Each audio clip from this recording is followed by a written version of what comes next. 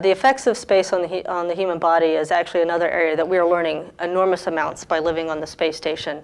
In the early days of long-duration space travel, we had people losing enormous amounts of bone density and muscle density. Now we're having crews coming back with essentially no bone loss and no muscle loss.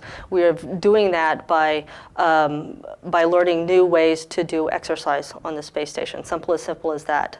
We're also learning the effects of how your diet plays such an important role in bone loss. The amount of salt in your diet, the amount of protein in your diet, all affects how your bone density changes on orbit. And so we're doing a lot of studies on that, and with some very positive results on how to maintain human health in space.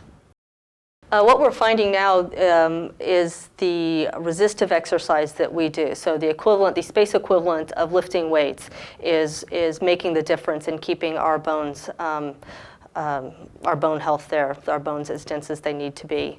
And so we spent a lot of time doing exercises to essentially lift weights. We do things that are equivalent of squats on the ground and heel raises and all kinds of things that exercise the muscles that pull on the bones that keep your bones healthy. And that was what was missing that we have determined from the early days in space. We had lots of exercise, a lot of cardio exercise, some weightlifting type exercise, but not nearly enough to make up for the bone loss. And so that's resistive exercise seems to be the key.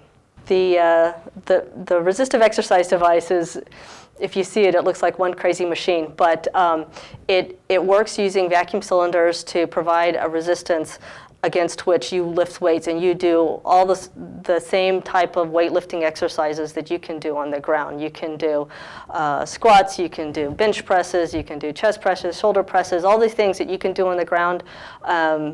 It's a very clever contraption, and you can do that in space.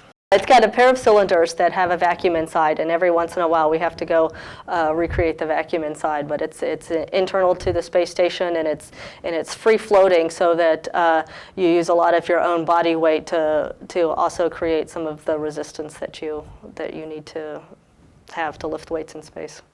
So crews on the station now have 2.5 hours allocated to exercise per day. And some of that time is used getting ready to exercise, getting your clothes, getting cleaned up afterwards. I would say a resistive exercise session takes about 45 minutes to an hour, so you spend that long lifting weights, and then you'll spend 30 to 45 minutes doing some sort of cardiovascular exercise, either exercising on the cyclogometer, riding a bike, and that has turned out to be the best for your heart, or running on a treadmill, which also is good for the heart, but that actually has the added benefit of keeping your body knowing how to walk and motor around when you come back into gravity.